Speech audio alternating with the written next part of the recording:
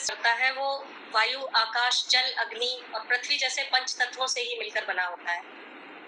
And magically, these five elements come together in billions of patterns and forms to create life and objects all around us. और इन तत्वों में जहाँ भी complete balance हो जाता है वहीं से डाइवाइन एनर्जी फ्लो करना शुरू कर देती है। यजुर्वेद में भी कहा गया है, यथा पिंडे तथा ब्रह्मांडे, यथा ब्रह्मांडे तथा पिंडे, means as is the individual so is the universe, or as is the cosmic body so is the human body. क्या कह सकते हैं कि structure of human body is influenced by change in these 5 elements. हमारी रंगों को लेकर या घर में किसी भी ऑब्जेक्ट्स को लेकर एक यूनिक चॉइस होती है। हमारा जो अपना घर होता है या हमारा जो अपीयरेंस होता है वो हमारे सबकॉन्शियस माइंड का ही एक्सपेंशन होता है। मार्केट सामानों से भरा पड़ा है, हम उनमें से एक चीज उठा के लाते हैं, वही चीज हमारे व्यक्तित्व के किसी न किसी एलिमेंट से कनेक्टेड होती है। क्योंकि जिस चीज को हम मना करते हैं, हमको पसंद नहीं होती, उस चीज को दूसरा व्यक्ति उठा लेता है, वो उसको पसंद होती है, या उसको जो पसंद होती है वो हम नहीं उठा पाते। तो मीन्स हमारे आसपास जो भी कुछ है हमने इकट्ठा किया हुआ है वो हमारे ही सबकॉन्शियस माइंड का एक्सपेंशन है। ज्योतिष के अनुसार भी प्रत्येक प्लेनेट की अपनी ऊर्जा होती है जो हमारे शरीर पर प्रभाव और हमारे जीवन में होने वाली घटनाओं पर प्रभाव देती है। हम जानते हैं कि हर एटम की भी अपनी एनर्जी होती है। कहा भी गया है हमारे यहाँ कि कण कण में भगवान। हिग्स बोसोन का कंसेप्ट तो बहुत बाद में आया है, हमारी वैदिक ऋषि परंपरा ने तो इसको काफी पहले ही कह दिया था, कण कण में भगवान। तो जीवन में जब भी कभी इन पंच तत्वों की ऊर्जा बहुत अधिक हो जाती है या बहुत कम हो जाती है तो परेशानियां आनी शुरू हो जाती हैं। जब जन्म होता है उस समय हमारा अपना सबका एक अलग ही लग्न होता है, एक नक्षत्र होते हैं, अलग नक्षत्र होता है, प्लैनेट्स की प्लेसमेंट होती है और ये सब उसको व्यक्ति को यूनिक बनाते हैं सबसे हटके। और ये जो अरेंजमेंट है, ये सारी चीजों का अलाइनमेंट है, यही सब मिलकर व्यक्ति के जीवन पर प्रभाव डालते हैं।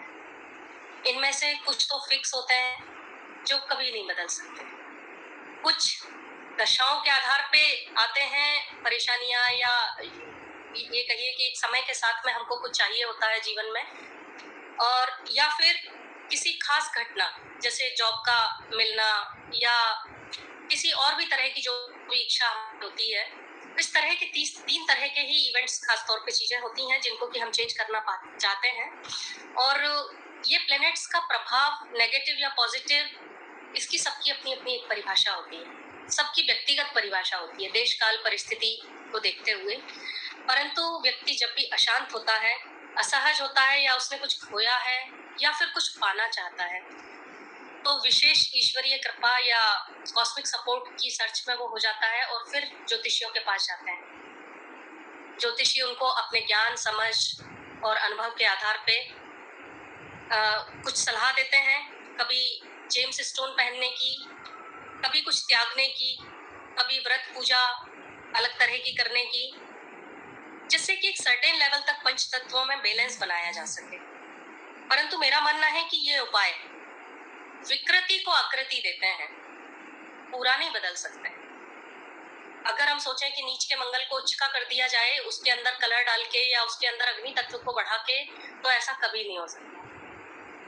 घोड़े को हाथी में कभी कन्वर्ट नहीं कर सकते, घोड़े को ट्रेनिंग देके एक सर्टेन एक्सटेंट तक उससे काम ले सकते हैं। तो मुझे लगता है उपायों की भी इसी लेवल तक हमारी लिमिटेशंस होती हैं, ज्योतिषियों की लिमिटेशंस होती हैं। तो दूसरा, my perception is that sometimes remedies are only psychic antidotes, they can not nullify the impact of past negative karmas. कितनी भी रेमेडीज करेंगे, क्योंकि जो हम बर्थ चार्ट, जो भी हम प्लेनेट का अलाइनमेंट लेके आए हैं, उसको तो पूरी तरह से चेंज कर पाना इम्पॉसिबल है। तो ऐसा मुझे लगता है। बाकी आज का जो विषय है कि ज्योतिषीय उपाय किए जाते हैं वो कितने सार्थक, कितने वैज्ञानिक हैं, इन उपायों का निर्धारण करने के पीछे क्या तर्क है, क्या तर्क संगत इनका आधार है। तो आज मैं आशा करती हूँ कि इस वेबिनार के अंत तक हमारे आप सभी प्रबुद्ध ज्योतिषियों के बीच हमको कुछ प्रश्नों के उत्तर मिलेंगे और हम किसी नतीजे पर पहुंचेंगे कि ज्योतिषीय उपाय किस लिमिट तक किए जाते हैं और कहाँ तक प्रभावकारी होते हैं और कहाँ तक नहीं होते हैं। तो कार्यक्रम को आगे बढ़ाते हुए सर्वप्रथम मैं आमंत्रित करने चाहूंगी अपने ग्रुप के वरिष्ठ और प्रबुद्ध वक्ता, हमारे प्रणेता, हमारे गुरु आदरणीय श्री हेमचंद्र पांडे जी को। श्री पांडे जी आइए और अपने आशीर्वचनों से हमको अभिभूत करिए। पांडे जी आइएगा प्लीज। जी सभी विद्वज्जनों को मेरा नमस्कार। जी नमस्कार, बहुत बहुत स्वागत है सर आपका। नमस्कार, सब प्रभात रहे। सबसे महत्वपूर्ण बात यह है कि आज जो है सुशील कुमार गुप्ता जी, जिनके द्वारा जी ज्योतिष गुरुकुल कानपुर नाम से एक संस्था बना करके आज इसका शुभारंभ भी किया जा रहा है। गुरुकुल जो है निश्चित रूप से बड़े संस्कार वाला शब्द है। मैं भी कभी गुरुकुल में रह करके पढ़ा हूँ। एक ऋषि के सन्यासी के आश्रम में रह करके बीएससी किया मैंने। तो यह निश्चित रूप से हो जाता है कि गुरुकुल में रहने के साथ साथ कितनी नैतिकता, कितने संस्कार की आवश्यकता होती है और वो संस्कारवान व्यक्ति तभी बनता है। तो ये शुरुआत ही हम जो है आज इनको बधाई देते हैं, श्री सुशील कुमार जी गुप्ता जी और उनकी पूरी टीम को, जिनके साथ में श्री पंकज द्विवेदी जी भी जुड़े हुए हैं लखनऊ वाले। तो मैं बहुत बहुत शुभकामनाएं देता हूं कि बहुत अच्छा वो कार्य रहेगा। और आज का जो विषय है उपाय से शुरू किया है आपने वेबिनार में कि उपाय का मतलब ज्योतिष में उपाय वैज्ञानिक महत्व। तो ज्योतिष उपाय वाली जो बात है, मैं जहाँ तक मैं सोचता हूँ कि जीवन में उपाय करना तभी होता है जब कोई खराबी आए। तो हम सबसे बड़ी बात सबसे पहले तो ये है कि हमको उपाय की जरूरत ही नहीं पड़े। हम जीवन में ऐसे जीवन को जिए, संस्कारित जीवन को, जैसा कि संस्था का नाम है गुरुकुल जो है, तो हम संस्कारित जीवन जीने के लिए हमारे शिष्यों को उत्पन्न करें ताकि जीवन में कोई निदान करने की आवश्यकता नहीं रहे। परंतु जो अभी तक जो कुछ हुआ है उसकी निदान की तो आवश्यकता निश्चित रूप से है। तो हमारे हम एक बड़े समाजशास्त्री भी हैं, ज्योतिषी हैं, और ज्योतिषी के साथ साथ समाजशास्त्री भी हैं। हम समाज से जुड़ करके और समाज को बहुत कुछ दे सकते हैं। तो सबसे महत्व की बात है कि अगर हमारा ग्रह अच्छा है, हमारे उच्च के गुरु ग्रह है और हमारे संस्कार गलत हो गए तो निश्चित रूप से उसका उच्च का फल ही नहीं मिलेगा। फिर वो पंडित जी के पास पहुंचेगा, साहब मेरा तो उच्च का गुरु है और उच्च के गुरु का मुझे तो फल ही नहीं मिल रहा है। तो उच्च का गुरु का क्या फल मिलेगा? खाना खाया पिया और वो उसको हाथ को धोया नहीं और सिर पे हाथ लगा दिया। तो जहाँ गुरु उच्च का रहता है, मेष राशि पे जो गुरु उच्च का रहता है, उस पे आपने सिर पे झूठे हाथ फेर लिए तो फिर क्या है? फिर तो सूर्य उच्च का सूर्य भी लाभ नहीं देगा। उसी प्रकार से देखा, पानी बह रहा है, नल पे नल की टोटियां बह रही है, पानी को बंद नहीं किया आपने, फालतू में पानी की बर्बादी हो रही है, तो आपका चंद्रमा भी खराब हो गया। फिर बिना काम से घर में आए और परिवार के सदस्यों पे उलझने लग जाए, फिर मिलने वाले लोगों से क्या बात है, क्यों फालतू परेशान करते हो, मतलब क्रोध कर लिया तो आपका मंगल भी खराब हो गया। बड़ों का झूठ बोलने की आदत, वाणी का जो कारक है बुध, अगर वो वाणी का कारक बुध है और आपने वाणी को दूषित कर लिया, वाणी अशुद्ध कर ली, तो झूठ बोलना चालू कर दिया, तो निश्चित रूप से आपका बुध भी खराब हो गया। तो अब ग्रहों को अगर आपको ठीक रखना है, लोगों को सबसे पहले समझाइश देना पड़ेगा। हम क्या है, हमारा जो मैं भी आदरणीय लाल साहब ने मुझे IASI ग्रुप से जोड़ा है, तो इंटेलेक्चुअल एस्ट्रोलॉजिकल सोसाइटी जिसका नाम है, तो इंटेलेक्चुअल होकर के काम कर रहे हैं। हमको कोई लाभ नहीं, लालच नहीं है, हमको समाज का सुधारने का काम करना है। तो निश्चित रूप से इन ग्रहों को जो अशुभत्व है, अशुभत्व को दूर करने के लिए आपको प्रयास करना चाहिए। गुरु को ठीक, अगर गुरु ठीक है, आपका उच्च का गुरु है और बड़ों के साथ में आपको अहम आ गया, आपको ये लगा कि नहीं साहब मैं तो उनसे ज्यादा जानता हूँ, तो आपका गुरु खराब हो गया। तो आपको गुरु को ठीक रखना पड़ेगा, तो गुरु को, बड़ों को सम्मान देना पड़ेगा, विद्वानों को सम्मान देना पड़ेगा। आज ये विद्वानों की जो पूरी टीम जुड़ी हुई है, तो सब विद्वानों को मैं प्रणाम करके मेरा गुरु सुधारना चाहता हूँ, तो मैं सबको प्रणाम करता हूँ। उसी प्रकार से शुक्र को महिलाओं को और को हमेशा हमेशा इतना सम्मान दें कि मतलब जो है यत्र नार्यस्तु मुंचलते रमन्ते तत्र देवता, देवताओं का वहां निवास होने लगे तो निश्चित रूप से उसका शुक्र खराब होगा तो भी अच्छा फल देगा। उसी प्रकार से शनि है, शनि न्याय का देवता है और न्याय का देवता होने के साथ साथ उसको आलस्य प्यारा नहीं, आलसी लोगों को पसंद नहीं करता है। अगर एक्टिव रहता है, काम करने वाला व्यक्ति होगा तो शनि उसका अच्छा रहेगा, झूठ नहीं बोलेगा और न्यायपूर्ण रहेगा। तो इस प्रकार से अगर आप शनि को अगर ठीक करना चाहते हैं तो जीवन को न्यायपूर्ण रखें, आलसी ना बने। राहु जो है, राहु भी हवाबाज ग्रह है, जिसको हवाई किले बनाने की आदत है। तो वो क्या है कि किसी को अपना बनाने के लिए लोग चुगली करना लगते हैं, एक दूसरे की चुगली चालू कर दी तो राहु खराब हो गया। आपका उच्च का राहु है, मिथुन और कन्या का राहु है, परंतु आपने उस राहु को बिगाड़ लिया। उसी प्रकार से केतु जो है, कोई गहराई से कोई काम नहीं किया आपने, गंभीरता से कोई निर्णय नहीं लिया। और अगर कोई व्यक्ति, भगवान ने जो किसी व्यक्ति को ऐसा बनाया, किसी की एक आंख है, किसी का लंबा नाक है, किसी का हाथ पांव तकलीफ है, उनकी अगर आपने मजाक उड़ा ली तो निश्चित रूप से जो छिन्न शरीर वाला जो व्यक्ति है, जिसके चेहरा नहीं है, तो वो केतु निश्चित रूप से खराब हो जाए। तो ये इस प्रकार से ग्रहों के अशुभत्व को दूर करने के लिए सबसे पहले तो हमें अपने आप को सुधारना पड़ेगा। और हमारे पास जो आने वाले जो भक्त लोग हैं, जजमान लोग हैं, हम तो सब ज्योतिषी है, तो इन जजमान लोगों को स्वभाव में परिवर्तन लाने का करना पड़ेगा ताकि वस्तु स्थिति में ठीक रह सके। क्योंकि विषय बहुत लंबा है, मैंने भी लंबे समय की बोलने की मेरी इच्छा नहीं थी, क्योंकि 7 मिनट का टाइम दिया हुआ है। मुश्किल से 1 मिनट 1.5 मिनट में और खत्म कर देता हूँ, 4 मिनट हो चुके हैं। हमारे ऋषि महात्माओं ने जो सूर्य और चंद्रमा के आधार पर 12 डिग्री के डिफरेंस में तिथियां नियोजित की है और इन तिथियों के आधार पे हमारे पर्व बनाए हैं।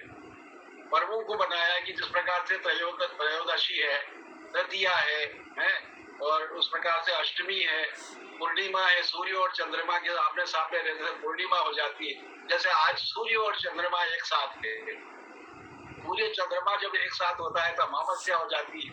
हमारे पितृ लोगों के, हमारे पूर्वजों का आशीर्वाद हम ले सकते हैं। तो इस प्रकार से क्या है कि देव तर्पण, ऋषि तर्पण, दिव्य मनुष्य तर्पण और पितृ तर्पण, अगर ये अमावस्या को करते रहे तो हमारे जीवन में कठिनाइयां भी नहीं आएगी, हमारे जीवन में उनका आशीर्वाद मिलता रहेगा। और आज चूंकि इस दिन आपने आरंभ किया है तो निश्चित रूप से आपके शील कुमार जी, आपके पितरों का, आपके परिवार पूर्वजों का आशीर्वाद मिलेगा निश्चित रूप से। और ज्योतिष ऋषियों का, जो हमारे पूर्वज है, हमारा जो है जाति ज्योतिषी है, हम ज्योतिषी वर्ग के हैं, तो हमारे पूर्वज तो सभी वही ऋषि है जो पाराशरी महर्षि, पाराशर महर्षि, वेद व्यास, आर्यभट्ट, ये सब इनके आशीर्वाद आपको मिलेंगे। आपने सब प्रकार से इन चीजों को आज का दिन चयन किया है। इस प्रकार से व्रत, उपवास और स्तोत्र का पाठ करने से शुभ ग्रहों की फल प्राप्ति होती है। तो त्रिक भाव जो है उनकी दशा अगर हो और उनका गोचर में अगर भ्रमण हो तो उनका अशुभत्व निवारण करने के लिए हमको अन्न, वस्त्र, धातु, पुस्तकें, दवाएं आदि का दान देना चाहिए। इनको त्रिक भाव, अशुभ भावों के स्वामी की जब दशा अंतर्दशा लगे तो उनके रत्नों को धारण नहीं करना चाहिए। कुछ लोग जो है रत्न धारण कराने में, मतलब मैं ये नहीं कहना चाहता, मेरी तो 14 पीढ़ी से ज्योतिष का कार्यक्रम चल रहा है और हमने कभी व्यावसायिक तौर से नहीं किया है। हमने समाज भांति हमने क्या, इस कारण से आपने कभी भी मतलब कम से कम खर्च में सामने वाले को अधिक से अधिक लाभ मिले, ऐसे उपाय हम बताना चाहते हैं। और हम भी आग्रह करेंगे सबसे कि ऐसे ही उपाय बताए जाए।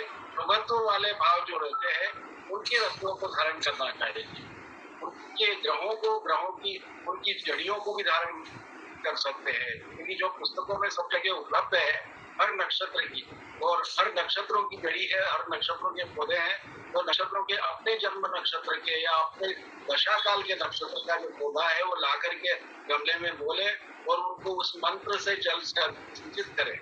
निश्चित रूप से लग्न के नक्षत्र का अगर हमने घर में पौधा लगा लिया तो हम शरीर से स्वस्थ रहे। और पहला सुख निरोगी काया, पहला सुख तो निरोगी काया वाला ही होता व्यक्ति, और दूसरा सुख है घर में हो माया। तो ये दो सुख अगर मिल गए तो जीवन के 12 ही भाव ठीक हो जाते हैं। तो निश्चित रूप से पूजन पाठ करके नियमित करना बहुत आवश्यक है। पूजन पाठ अगर हम करते रहे और बड़ों का सम्मान करते रहे तो निश्चित रूप से हम ये जो है धर्म त्रिकोण को हम सफलता से सुखपूर्वक सफल कर सकते हैं।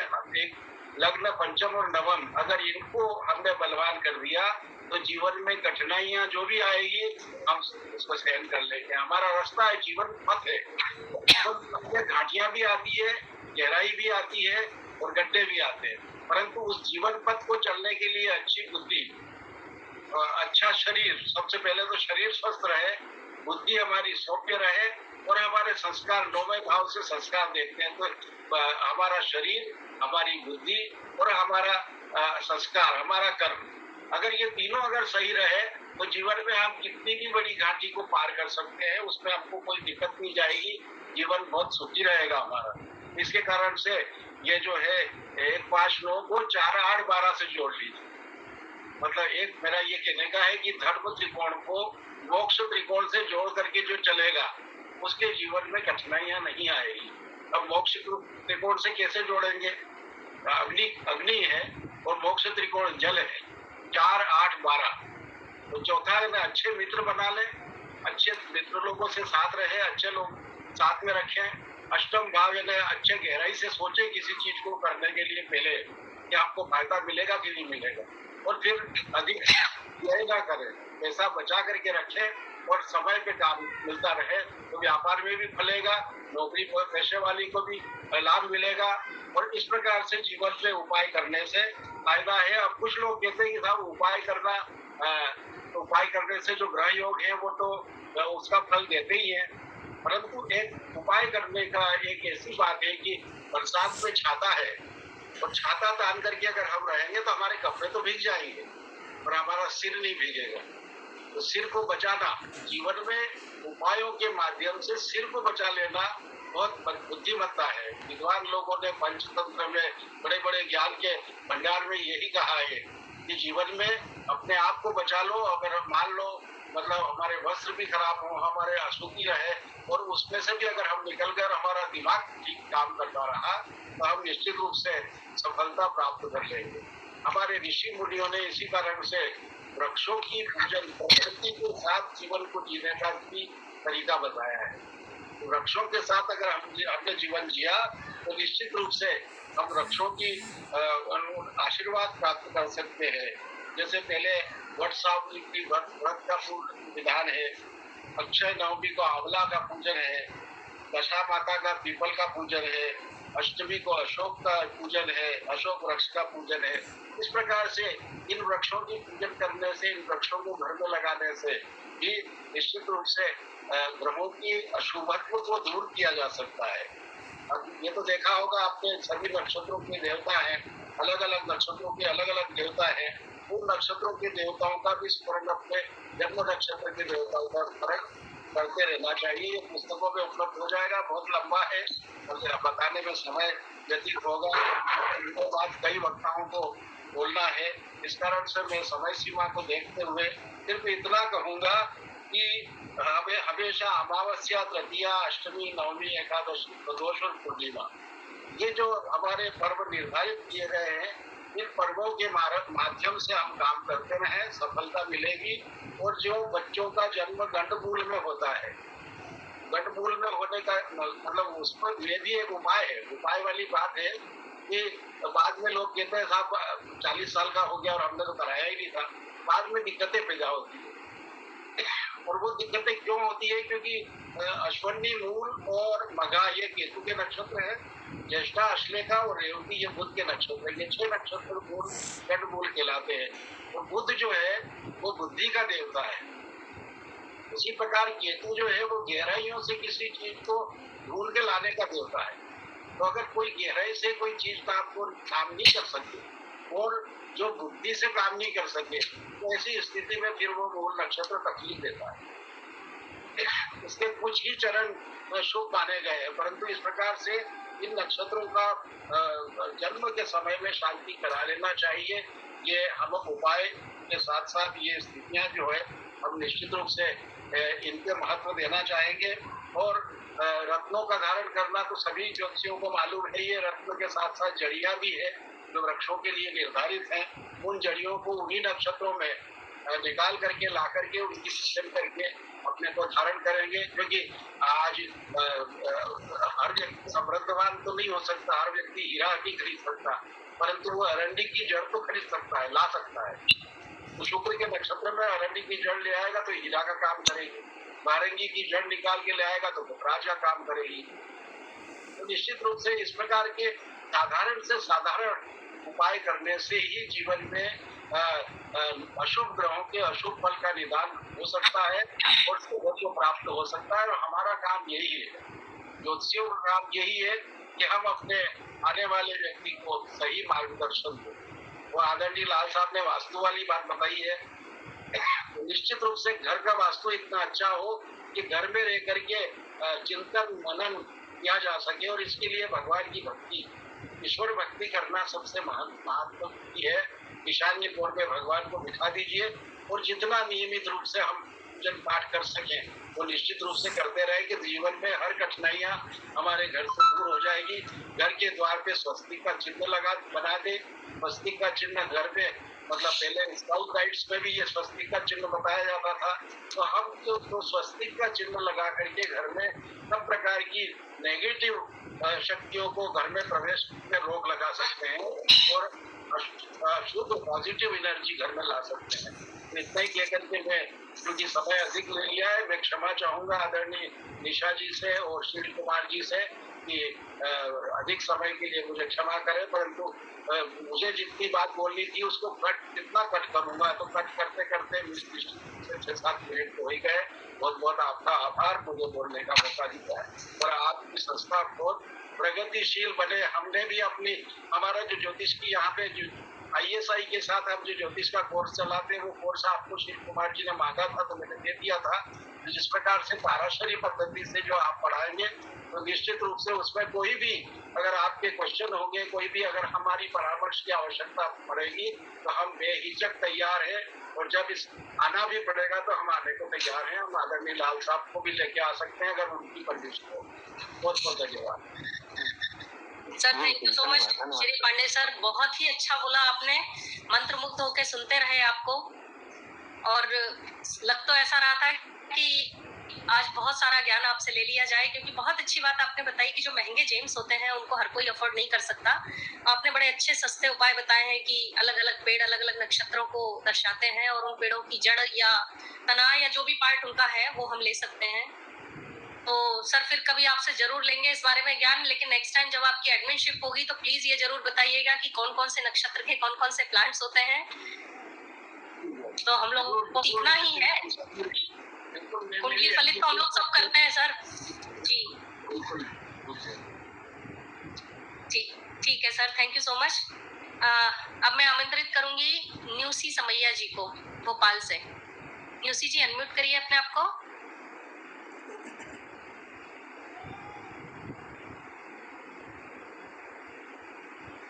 बहुत बहुत स्वागत है न्यूसी जी आपका, उद्बोधन शुरू करिए। Thank you Nisha ji. आदरणीय Shri Pandey sir, Lal sir, Gupta sir, Rao sir, Roja sir, सभी को, श्री कुमार गुप्ता जी, सभी को मेरा सादर नमस्कार। और किरू सर को बहुत बहुत बधाई और शुभकामनाएं। आप एक बहुत अच्छा सार्थक ज्योतिष के क्षेत्र में प्रयास शुरू कर रहे हैं, तो आपको बहुत बहुत शुभकामनाएं। अब जैसे आज का टॉपिक है जो हमारे वेबिनार का कि जोशी उपाय की वैज्ञानिकता और सार्थकता, तो मैं इस पर बोलना चाहूंगी कि जब कोई जातक किसी भी जोशी के पास जाता है तो वह निश्चित ही अपनी जिज्ञासा या समस्या को लेकर जाता है और वह उसका समाधान भी जोशी से जानना चाहता है। अब इस जातक की समस्या का शास्त्र सम्मत उपाय बताकर उसकी राह आसान करना ही एक जोशी का परम कर्तव्य होता है। जोशी उपायों की वैज्ञानिकता क्या होती है या क्या नहीं होती, उसके पहले सबसे पहले हमें जानना है कि ज्योतिष खुद एक विज्ञान है या नहीं है। इस पे अनेक डिबेट, रिसर्च आदि हो चुकी हैं और यह प्रूव भी हुआ है कि ज्योतिष एक कंप्लीट साइंस है। ये आर्ट नहीं, ये कंप्लीट साइंस है। जैसे कि एक रिसर्च एक महान फ्रेंच साइंटिस्ट और सांख्यिकीविद माइकल गोकुलिन ने दावा किया था कि उन्होंने कुछ ग्रहों की स्थिति और मानवीय गुणों जैसे नेचर और प्रोफेशन के बीच संबंध पाया था। उनके इस स्टडी को मार्स इफेक्ट के नाम से जाना जाता है, जिसमें प्रूफ था कि ज्योतिष एक प्रॉपर साइंस है।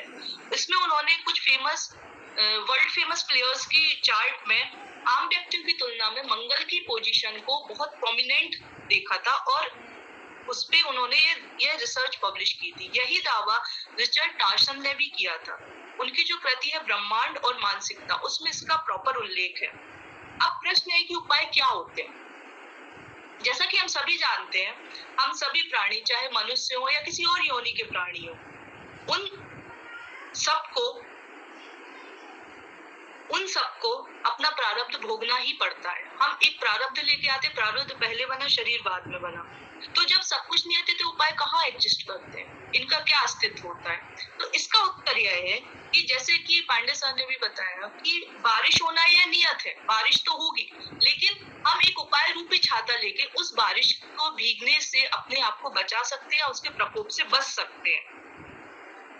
परंतु ये उपाय किस तरीके, जैसे हर चीज करने का एक प्रोसेस होता है, प्रॉपर तरीका होता है, उसी तरह से इन उपायों को करने का भी प्रोसेस तरीका होता है। हर किसी टोटके को, हर किसी चीज को हम उपाय नहीं बोल सकते। उपाय हमेशा शास्त्र सम्मत होते हैं। शास्त्रों में 3 तरह के उपाय बताए गए हैं: जप, तप और दान। जप यानी मंत्र, प्रार्थना; तप उपवास, तपस्या; दान यानी कि एक तरह का प्रायश्चित करना, किसी भी चीज को अपने से दूर करना। अब बात आती है इन उपायों की वैज्ञानिकता।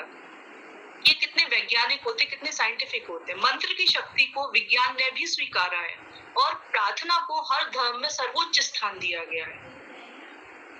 सही उच्चारण के साथ पढ़े गए मंत्र हमारे शरीर, मन, ऑरा सभी को पॉजिटिविटी से भर देते हैं और एक तरह से आत्मा का शुद्धिकरण करते हैं। मंत्र का अर्थ होता है मन को एक तंत्र में बांधना, और जब मन एक तंत्र में बंध जाता है तो मनुष्य मानसिक रूप से बहुत शक्तिशाली हो जाता है। जब किसी शब्द या मंत्र को बार बार दोहराया मनन किया जाता है तो यह जप योग कहलाता है, मंत्र योग कहलाता है, और यह सबसे प्राचीनतम योग है और इसके और चमत्कारिक भी है और इसके कई प्रूफ भी है। इसका व्यक्ति के मन पर, मस्तिष्क पर जबरदस्त प्रभाव पड़ता है। यह रोग और शोक दोनों को दूर करने की शक्ति रखता है।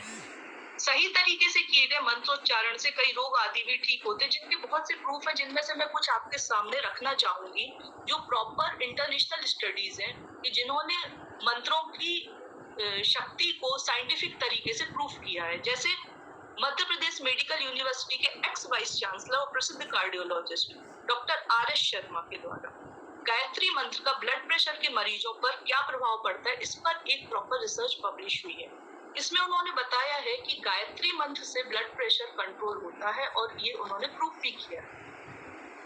सन 2018 में एम्स और IIT ने कंबाइंड रिसर्च करके एक रिसर्च पब्लिश करी थी और ये पाया था कि गायत्री मंत्र से दिमाग की बौद्धिक क्षमता का विस्तार होता है। एक और है BMC complementary medicine and therapy ने 2009 में अपने जर्नल में एक रिसर्च पब्लिश की थी, जिसमें उन्होंने बताया था कि रत्नों का मानव जीवन पर पॉजिटिव इम्पैक्ट आता है और ये रत्न हम उपाय के रूप में बताते भी हैं। और जेम्स स्टोन की कॉस्मिक पावर के कई साइंटिफिक प्रूफ हैं जो कई जगह छपे हुए हैं।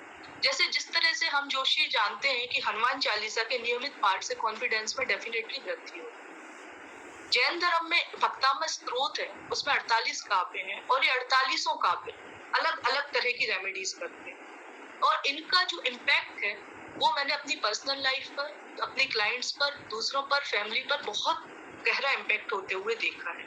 पर ये कब फायदा करते? कई लोग आते हैं जो बोलते हैं हमने तो इतना किया, ऐसा किया, वैसा, कुछ भी नहीं हुआ, पर कई लोगों को इसका प्रभाव होता है। इसका क्या लॉजिक है, क्या रीजन? इसका रीजन ये है कि मंत्रोच्चारण के लिए प्रॉपर लर्निंग होनी चाहिए। इसमें हर एक अक्षर का अपना एक इंडिविजुअल प्रभाव और महत्व होता है। अशुद्ध उच्चारण करने से लाभ के बजाय हानि ही होती है। जब भी हम मंत्र जप करें उसे पूर्ण संख्या में एक ही आसन पर और सम संख्या में करें। मंत्र जब पूर्ण होने के बाद दशांश हवन अवश्य ही करना चाहिए, तभी मंत्र का पूर्ण फल मिलता है। अब तप और दान की बात आती है तो ये हम जानते हैं कि मेडिटेशन, व्रत, उपवास आदि ग्रह नक्षत्रों का हमारे जीवन पर अत्यधिक प्रभाव पड़ता है। हम ये कह सकते हैं कि ग्रह नक्षत्र हमारे जीवन को पूर्णतः गवर्न कर सकते हैं। किसी भी ग्रह के प्रभाव को बैलेंस करने के लिए उससे संबंधित देवी देवता का व्रत पूजा आदि करने से उनके अशुभ प्रभावों को कम किया जा सकता है, शुभ प्रभावों में वृद्धि की जा सकती है और अरिष्टता को भी कम किया जा सकता है। दान की बात आती है, दान एक तरह का प्रायश्चित होता है। विभिन्न ग्रंथों में अनेक दानों के बारे में बताया गया है और हम सभी ने इसका प्रभाव होते परंतु दान में सबसे इम्पोर्टेंट फैक्टर जो होता है वो भावना होती है। यदि हम घमंड और अहंकार के जरिए दान करें तो दान का कोई इम्पैक्ट या प्रभाव नहीं होता। किसी भी उपाय को करने में सबसे महत्वपूर्ण इम्पोर्टेंट पॉइंट है कि भावना, जैसी हम जिस अपनी मानसिक अवस्था या भावना से करेंगे वैसा ही फल मिलेगा। फल नहीं मिलेगा ये सब इसी पे डिपेंड। अंत में मैं सिर्फ इतना कहना चाहूंगी कि उपाय सटीक भी होते हैं, प्रभावी भी होते हैं, वैज्ञानिक प्रूफ भी है इनके, ये प्रॉपर साइंटिफिक होते हैं। लेकिन एक बात जो सबसे इम्पोर्टेंट है वह है कि हम प्रारब्ध तो नहीं बदल सकते परंतु प्रभाव को कम कर सकते हैं। वो भी कैसे? बशर्ते ये सारे उपाय सही विधि विधान और शास्त्र सम्मत तरीके से किए जाए। धन्यवाद। बहुत अच्छा न्यूसी जी, बहुत सुंदर बोला आपने। बिल्कुल सही बात है कि हम जिस तरह की एनर्जी को अट्रैक्ट करते हैं वैसी एनर्जी आती है। तो जब हम उपायों को करते हैं तो उस वक्त भी हमको बहुत पॉजिटिविटी के साथ अगर वो करना है तो उनके इफेक्ट्स देखने को मिलेंगे, क्योंकि हर क्रिया की प्रतिक्रिया तो होती है। तो जब बाकी क्रियाओं की प्रतिक्रिया होती है तो उपाय करने की भी प्रतिक्रिया निश्चित रूप से मिलेगी। तो श्रद्धा और विश्वास भी इसका एक बड़ा आधार है। बहुत अच्छा बोला आपने, थैंक यू सो मच। अब आमंत्रित करती हूँ आदरणीय श्री हृदयानंद राव सर, भोपाल से। सर अनम्यूट करिए अपने आप को।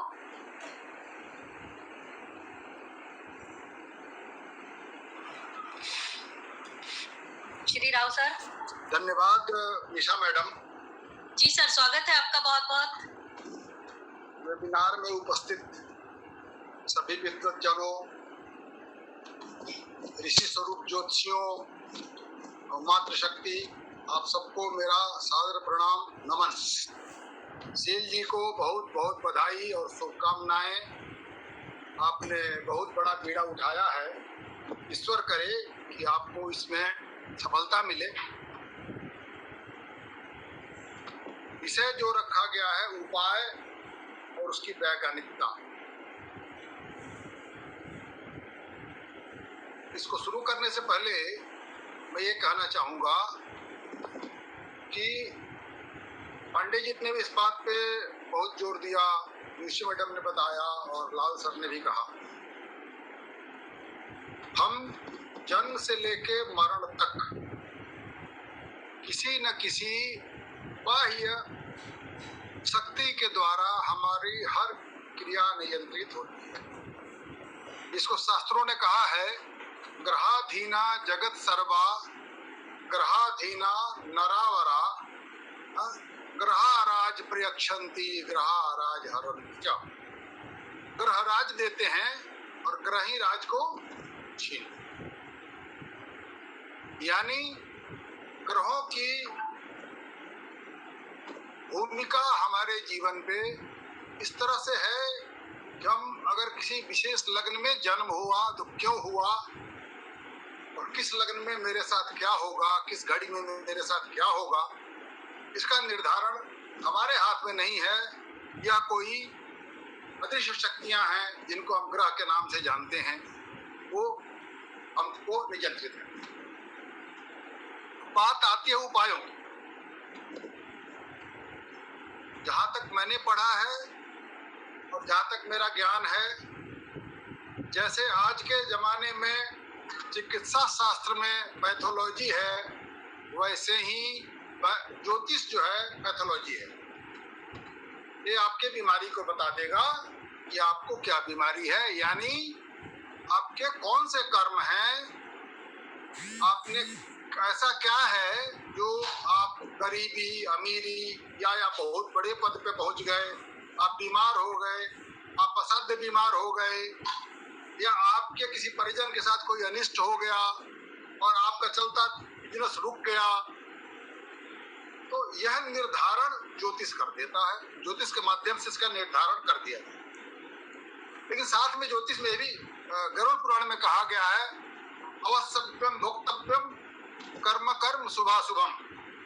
हम जो भी कर्म किए हैं वो हमको भोगना पड़ेगा। तो प्रश्न उठता है कि जब भोगना ही पड़ेगा तो फिर उपाय क्यों?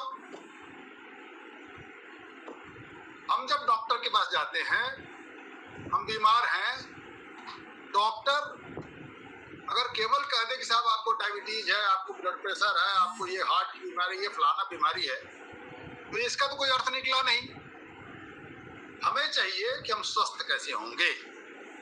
उपाय की भूमिका यही है कि हम जिस चीज को हमको भोगना है, जिसको तो उपाय से उस चीज को बिल्कुल काटा नहीं जा सकता। लेकिन हाँ, अगर कोई छोटी चीज है, जैसे हमने किसी का कर्ज लिया और कर्ज लेके हमने उसको नहीं लौटाया, हम ऋणानुबंध में हैं। अगर हम उसका प्रायश्चित दान के रूप में कर लेते हैं तो मैं समझता हूं कि शायद उससे हम कुछ हद तक हमको राहत मिल सके। अगर आपने पूर्व जन्म में किसी के साथ कोई जघन्य अपराध कर दिया है, आज के इस जन्म में उसके लिए जो है ये विहित है कि आप किसी जीव की रक्षा निमित्त, गाय या मछली या जो भी जीव है उसकी रक्षा के निमित्त कुछ कार्य करें, क्योंकि आपको पता नहीं कि आपने किसके साथ किया है। अब प्रश्न एक और उठता है कि वर्तमान ज्योतिष के पितामह महर्षि पाराशर ने 6-7 तरह के श्रापों की बात की। प्राचीन काल में जब वैदिक ज्योतिष बना था, उस टाइम जीवन का मुख्य आधार कृषि था। कृषि के लिए 2-3 चीजों का होना आवश्यक था। प्रकृति जो देती है उसके अतिरिक्त एक तो गाय का होना और एक पुत्र का होना। गाय इसलिए आवश्यक थी कि गाय से आपको भोजन के लिए पौष्टिक चीजें मिल जाएंगी, साथ ही आपको खेती के लिए बैल मिल जाएगा, खाद भी मिल जाएगा। और पुत्र इसलिए कि आपको उससे मानव संसाधन की पूर्ति हो जाए। इसीलिए अगर हम प्राचीन ग्रंथों को जब भी देखते हैं तो वहां पे पुत्र के बारे में बहुत सारे उपाय लिखे गए हैं। पराशर जी ने 7 या 8 जो श्राप बताए हैं, इसमें सर्प दोष, सर्प का श्राप है, पिता का श्राप है, माता का श्राप है, मामा का श्राप है, भ्रातृ का श्राप है, पत्नी का श्राप है, ब्राह्मण का श्राप है, ऋषि का श्राप है।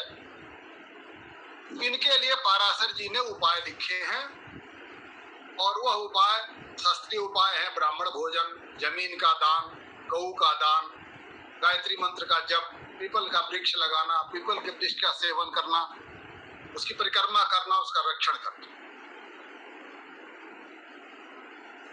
साथ ही वंश प्राप्ति के लिए उन्होंने हरिवंश पुराण और संतान गोपाल पे भी बहुत ज्यादा जोर दिया है। वर्तमान युग के ज्योतिषी श्री के.एन. राव साहब ने विष्णु सहस्त्र नाम के जप पे बहुत ज्यादा जोर दिया है, इसका जप किया जाना चाहिए।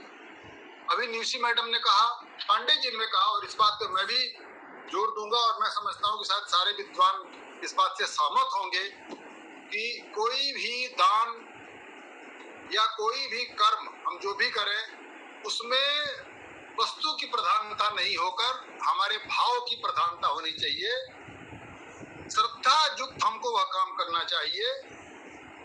जैसे एक कहावत है कि मान सहित विष खाई के शंभु भय जगदीश, बिना मान अमृत पियो राहु कटायो शीश। अगर हम किसी को भोजन भी कराते हैं तो उसमें सामग्री और मिष्ठानों की प्राथमिकता नहीं होकर उसमें हमारे भाव और श्रद्धा की प्राथमिकता होनी चाहिए।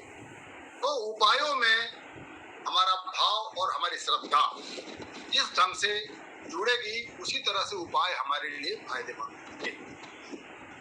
अब एक प्रश्न और उठता है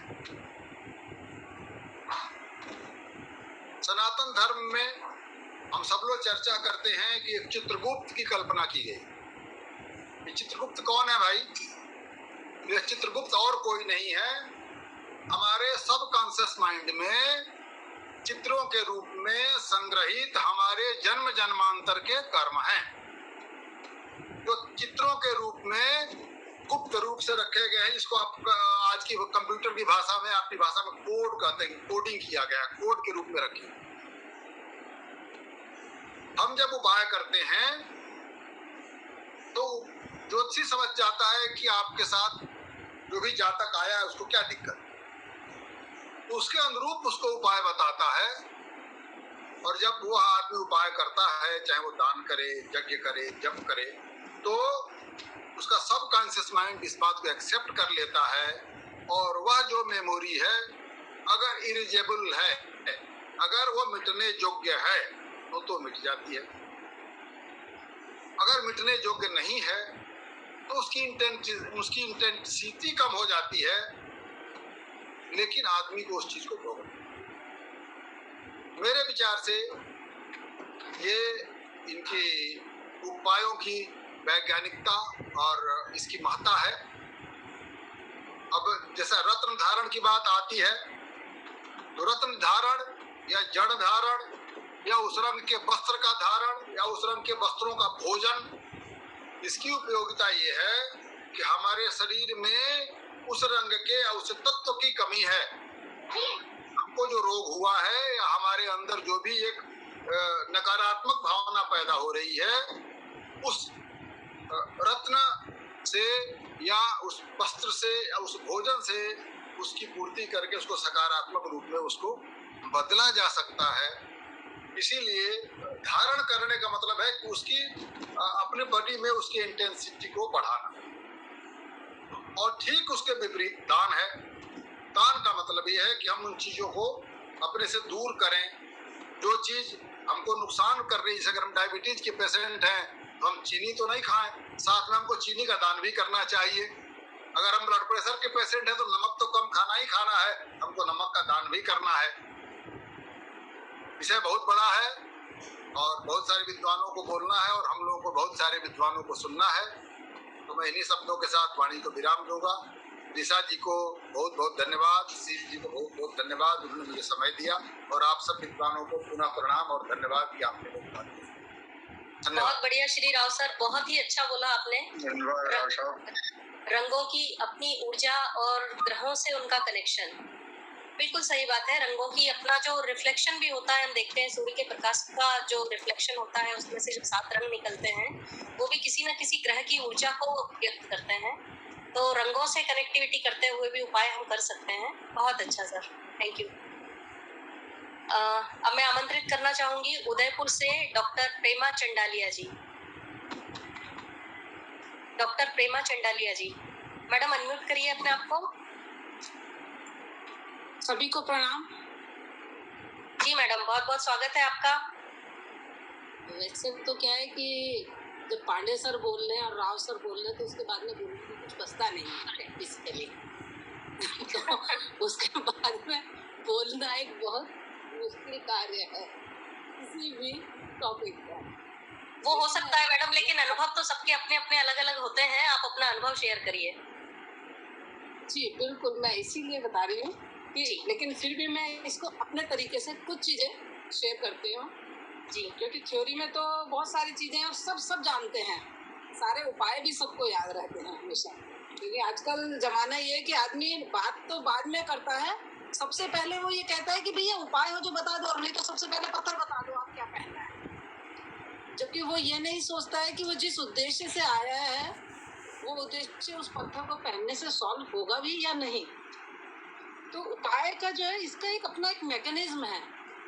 जनरली क्या होता है कि जब भी हम कोई भी उपाय करते हैं, चाहे वो कितना ही किसी भी तरीके का हो, तो मैं ये मानती हूँ इसको जब हम बात करते हैं ना कि किसी भी उपाय को करना है, तो कार्य को करने से एक कोई भी उसको जैसे हमने मंत्र जाप दे दिया या पूजा पाठ के लिए कह दिया, तो वो जब रोज उस उद्देश्य को याद करके उस मंत्र को निरंतर करता है व्यक्ति, तो उसकी एक ऊर्जा पैदा होती है और वो धीरे धीरे जब रोज एक ही चीज को, एक ही बात को एक नियत समय पर करता है तो उसके सबकॉन्शियस माइंड में फिट हो जाती है बात। और जब वो सबकॉन्शियस माइंड में फिट हो जाती है रोज रोज, तो सबकॉन्शियस माइंड उस व्यक्ति की उस इच्छा को पूरी करने में वापस नए सिरे से लग जाता है, अगर वो इच्छा पूर्ण करने लायक हुई तो।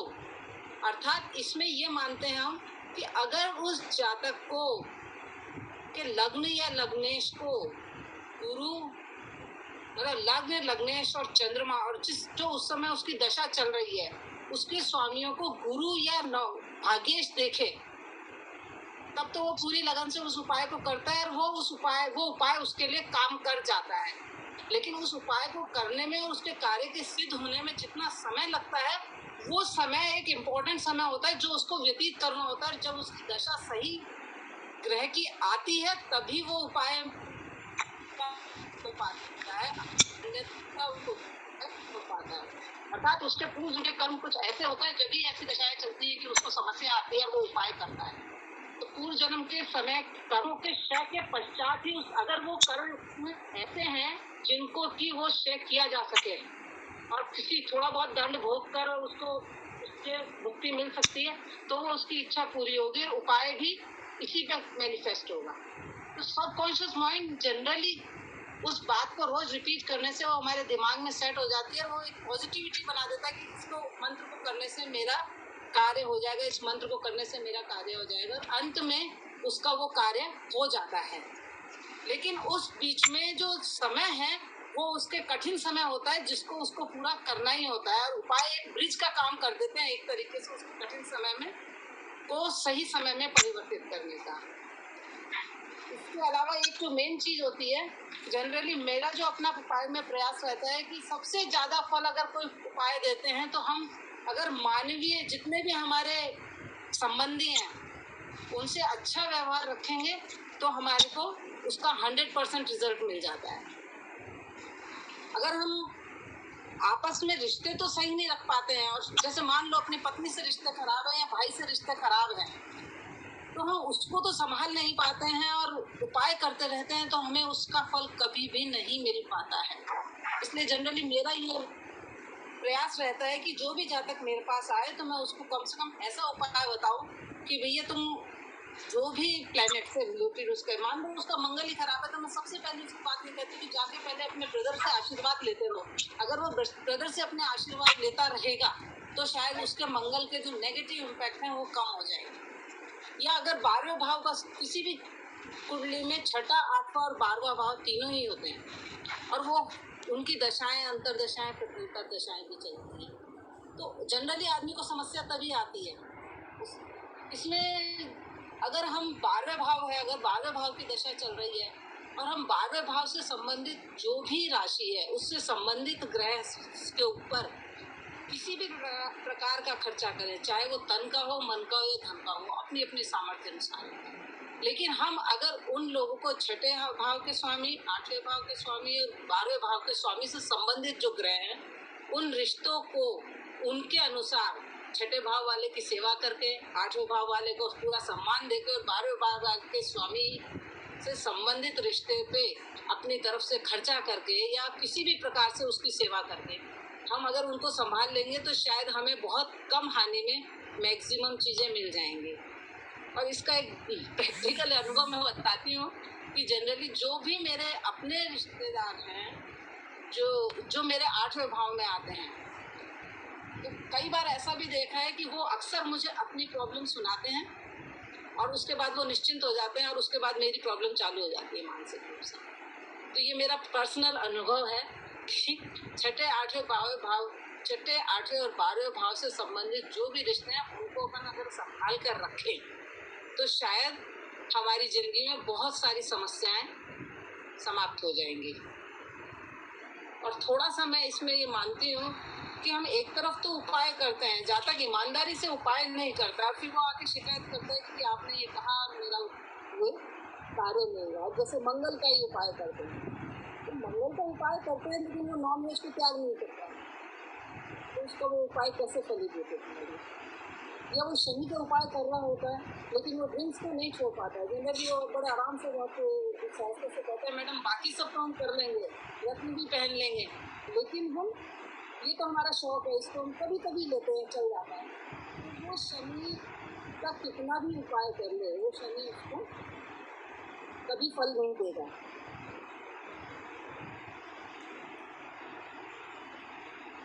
एक उपाय और है जो हम बहुत ही प्रैक्टिकल रूप से लेते हैं, हमारे स्वर। सभी जानते हैं कि इड़ा पिंगला और सुषुम्ना नाड़ी, और अगर हम अपने आप को स्वरों के अनुसार चलाएं तो हमारे बहुत सारी समस्याओं का समाधान बहुत सरलता से हो जाता है। इसी के साथ ही मैं अपनी वाणी को विराम देती हूँ। धन्यवाद। बहुत अच्छा प्रेमा मैडम, बहुत ही अच्छा बताया। रिश्तों को सुधारना बिल्कुल सही बात है। मनुष्य जीवन के बहुत सारे आयाम हैं, उसकी सराउंडिंग्स बहुत सारी चीज़ों से मिलकर बनी होती है, कुछ उसमें फिक्स्ड होते हैं, कुछ वेरिएबल्स होते हैं। तो अलग अलग पर्पस के लिए हम अलग अलग चीज़ों को ठीक करके और उनसे उस तरह का रिजल्ट पा सकते हैं। एक सैद्धांतिक रूप से ऐसा लगता है कि जैसे अगर हमको, मुझे ऐसा लगता है मैडम कि जैसे अगर सोशल रिकॉग्निशन में हमारे कहीं प्रॉब्लम है या हमको कहीं फेम में प्रॉब्लम है, तो ये रिश्तों को ठीक करके मिलने की संभावना हो सकती है। क्योंकि व्यक्ति से परेशानी है तो व्यक्ति से ही संबंधित उपाय हमको करना रहेंगे, ऑब्जेक्ट से परेशानी है तो ऑब्जेक्ट से संबंधित उपाय हमको करने पड़ेंगे। मैम ऐसा प्रॉब्लम आती है, जैसे किसी का मंगल और उसको ने कहा कि भैया सबसे पहले एक काम कर लो, कितने ही उपाय करो काम कुछ नहीं करेगा अगर सबसे पहले तुम अपने भाई का आशीर्वाद ले लेते, तो वो भक्ति से लड़ सकता है लेकिन अपने भाई से संबंध नहीं सुधार पाता है। बहुत कम विरले होते हैं जो इस चीज को एक्सेप्ट कर लेते हैं और सारी मतलब अपनी गलती को मानते हुए माफी मांग लेते हैं। अगर वो माफी मांग लेता है तो ये बात आप जनरली प्रैक्टिकल भी सोचिए ना कि जिसका भाई साथ में खड़ा है उसको दुनिया में कौन बिगाड़ सकता है। बिल्कुल सही बात है, इसीलिए वो मंगल का कारक है जी। लेकिन वो नहीं सुधार पाता है और इसमें भी वही बात हो जाती है कि अगर हमारे लग्न को गुरु देख रहा हो, लग्न या लग्नेश को जी, जो भी दशा चल रही है, लग्न लग्नेश को अगर गुरु देख रहा होगा तो हम लोग किसी ने भी कोई राय दी तो उसको मान लेते हैं और उसके लिए प्रयास करते हैं। लेकिन अगर नहीं देख रहा होता, इसका अर्थ यह है कि हमको इस संबंध से संबंधित या इस प्लेनेट से संबंधित प्रॉब्लम्स को भोगना ही है हर हालत में। तो उस व्यक्ति की कोई सहायता नहीं कर सकता। जो घर में तो अपने रिश्ते को नहीं संभाल पाता है, घर में लड़कर अगर आप बाकी सारी पूजा पाठ कर लेते हैं तो मैं नहीं सोचती कि उसको रिजल्ट मिलता है, वो कभी नहीं मिल पाता है उसको। जनरली मनुष्य के जो भी मनुष्य से संबंधित अगर संबंधों को संभालते हैं हम तो हमें 100% रिजल्ट मिलता है, मैं ये मानती हूँ। जी मैडम, बहुत अच्छा, और मैंने आपने अनुभव शेयर किया अपना और कराई भी है मैंने इसको और उसमें मेरे को रिजल्ट भी मिले। बहुत अच्छा मैडम, आपके इस कॉन्फिडेंस से जो आपने उपाय किए हैं और आपके कॉन्फिडेंस को देखते हुए हम सबको भी कॉन्फिडेंस मिलेगा उपायों को करने के लिए कि रिश्तों की तरफ डाइवर्ट हुआ जाए थोड़ा सा। Thank you so much. अब मैं आमंत्रित करना चाहूंगी श्री मनिंदर जी भोपाल से। मनिंदर जी अनम्यूट करिए अपने आप को।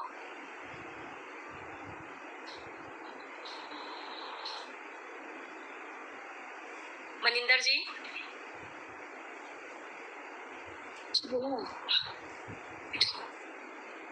मनिंदर जी उपस्थित हैं क्या? किसी को दिखाई दे रहे हैं? इतना बड़ा है। अरे मैडम ऐसे ही भारी सारी आदमी कैसे दिख जाते दिख नहीं रहे सर, आपको दिखाई दे रहे हैं? नहीं, मुझे तो नहीं दिखाई दे रहे हैं सर। आपके चक्षु तो अलग वाले भी है ना जो हम लोगों से हटके हैं, उच्चता बुद्धि लगन में आपको शायद दिख रहे होंगे। क्यों मैडम, क्यों हमारी जो है क्लास ले रही है आज? कीजिए। नहीं सर नहीं, चलिए हम मनिंदर जी शायद है नहीं, अगले वक्ता को ले लीजिए। जी श्री अवधेश सिंह जी भोपाल से। श्री अवधेश सिंह जी, श्री अवधेश जी अनम्यूट करिए अपने आप को। अवधेश जी हैं क्या? I think he has left. Singh साहब तो थे, लेकिन अब पता नहीं अभी है कि नहीं मालूम नहीं। लॉगिन तो किए थे, वो थे। चलिए 2-3 लोग मिलके देखिए, ढूंढिए उनको, अगर मिल जाएंगे तो। लेफ्ट कर गए शायद वो। ज्वाइन हो गए। आ गए। बताइए ढूंढने वाला। श्री अवधेश सिंह जी, सर अनम्यूट करिए अपने आप को।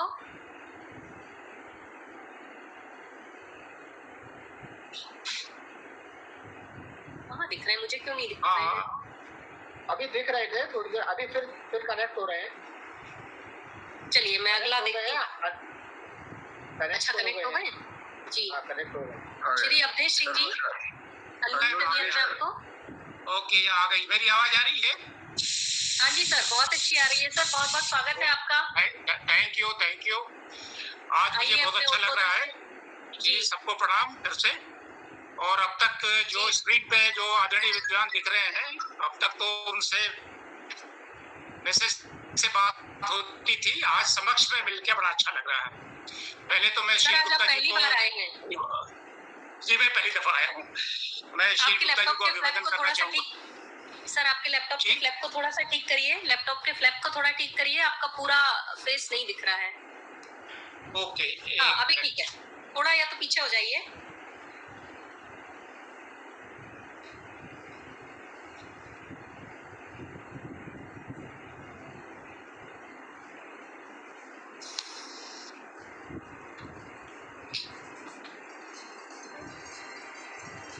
आप यहाँ नीचे होइए या लैपटॉप ऊंचा करिए। AK सिंह साहब, फ्लैप को पीछे कर दीजिए सर, सामने से। दूसरा खेल।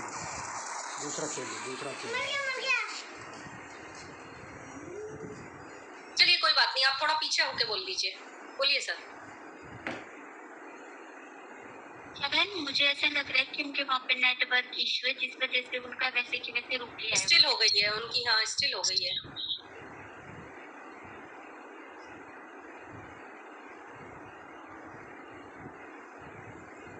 श्री अवधेश सर, बहुत ज्यादा है। somebody adjusting from the family members.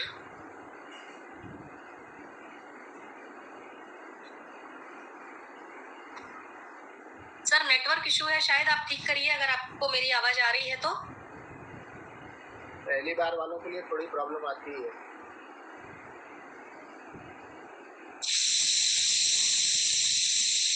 जी आया।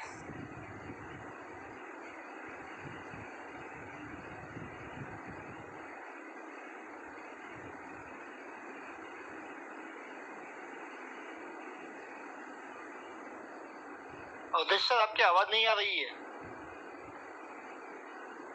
नहीं उनका बेटा शायद आया है, ठीक कर रहा है वो। अच्छा। थोड़ा सा टाइम देते हैं, वो कर रहा है, साइड से दिखाई दे रहे हैं।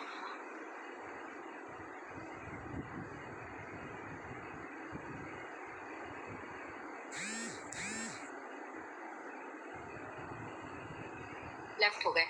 चलिए हम नेक्स्ट अपने वक्ता को लेते हैं। तब तक सुश्री सुनिधि उपाध्याय जी, पटना बिहार से। सुनिधि जी। सुनिधि जी ज्वाइन नहीं कर, काफी देर से उनके मैसेज आ रहे हैं, ज्वाइन नहीं कर पा रही।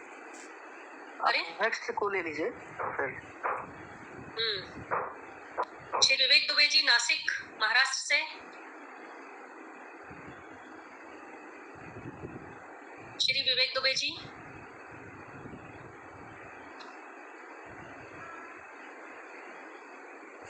सिंह साहब आ गए हैं शायद दोबारा। सिंह सर अनम्यूट करिए अपने आप को।